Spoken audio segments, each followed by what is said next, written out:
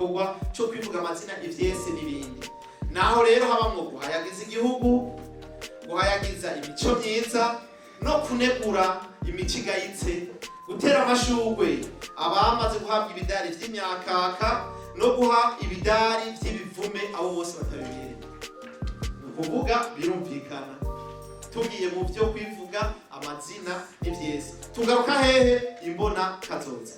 Ni igiki kibangamiye, ni igiki cyotuma tubishikako. Tuvuye ngaho rero muri ico gikorwa c'ivyese tuvuga tuti tuje mu bantu rero bakora udukino, udusketch, bakine bakebura, abakine bajajura ariko kandi bagirane bakebura, kugira umwe wese yiyumve umuco wiwe awumve, ico bamunegura acyumve mugabo batamuvuze izina kandi batamukoze.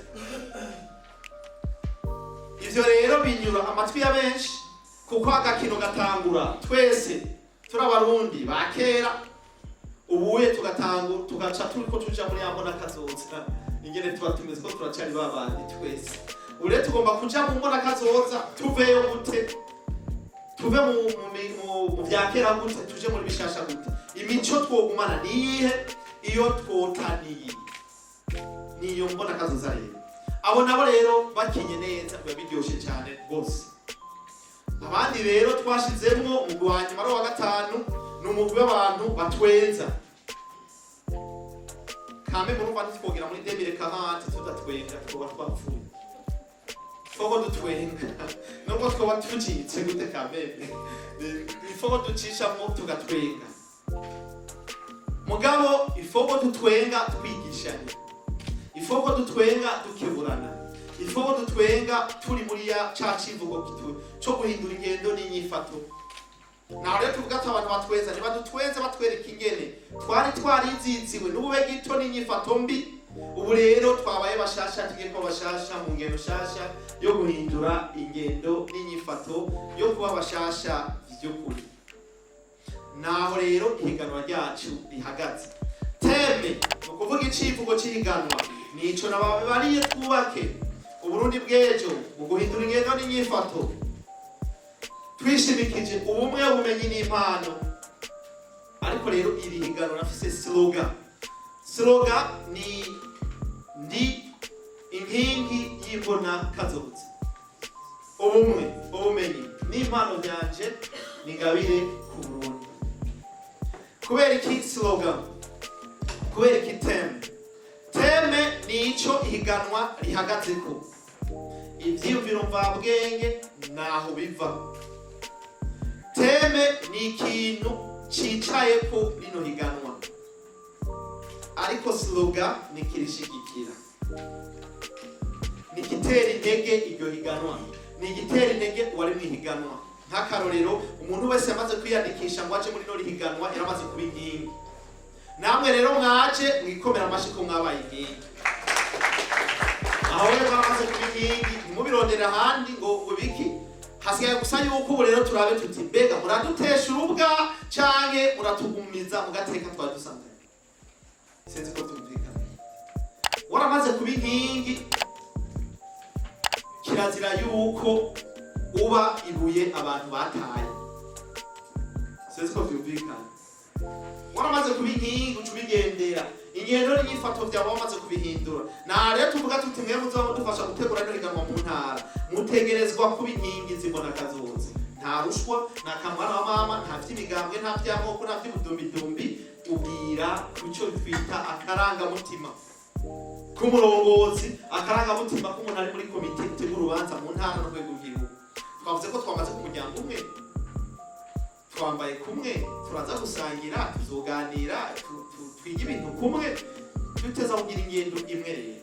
Hari ingero za gutawewe ko abantu nabonye bari baje bamenyereye ngo hariya rero ntuca ngenda hariya iwanje ngo cenge ibintu. Oya shaso, oya tugira ingendo imwe, ntambutse mpagaze nawe nuko nyene, nawe ugenda yikukumba abandi bahagaze, tugira hamwe. Nuko cyo bituma tuvuga tuti dutanguye iki gikorwa cyo kuba abantu naho handitse ngo donago kadari harubatara ndi inkingi y'imbona kazoza 2040-2060.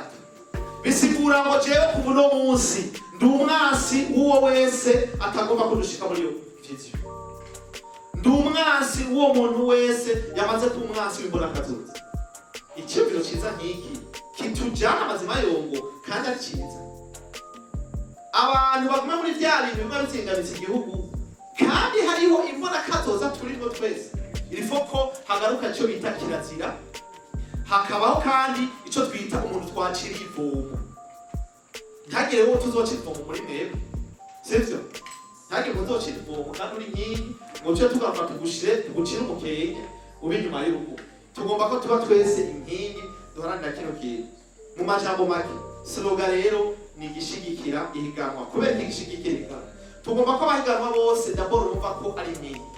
Abitabiriye ihiganwa ryose n'abariteguye n'umurundi wese arara ntibuca avuga ati duhindure ibikugira dushika, ibituma tunyana byose tubigwanye, ibituma tudatera imbere byose tubigwanye, ibituma tuguma mu buntu buto tubigwanye, ibituma tudashika kuri ryahangiro umukuru w'igihugu avuga asemerera tukabona bitaba, tuba abantu ba mbere tuvuga tuti tubone byabaye tubiharaniye. Naho rero tuvuga tuti jewe nka Samuel Ndayiragije ndi inkingi y'imbona kazoza. Rero cyo imodoka yanje zoba yanditse ko ndi inkingi y'imbona kazoza, kuko kubivuga ntitubikore n'abashenzi barabikora. Bibiliya ni kubivuga ntacyo vyomara kuvuga amajambo menshi atajana n'iki n'ingiro. Tugomba rero ko vision tuyivuge, tubone ingene tuzoshika, tubikorere nuba duterera igihugu. None hari umunsi mukuru w'igihugu atavuga imbona kazoza, hari umunsi atarira avuga ati imbona kazoza y'igihugu tubone hano hantu twashize. None mwibaza ko ari bande bazogufasha? Uwo mwohashira wese atagize abantu bamushigikira bavuge bati imbona kazoza tuyiharanire nivyo ukunda. Twera tuvuga tutangure kuvyigisha abarundi bose d'abord bumve imbona kazoza cyane cyo, hanyuma duharanire kubona ahantu twahashitse. Mu majambo make c'est juste kubabwira yuko abazokwitabira ryo higanwa bose tubafata nk'inkingi z'imbona kazoza.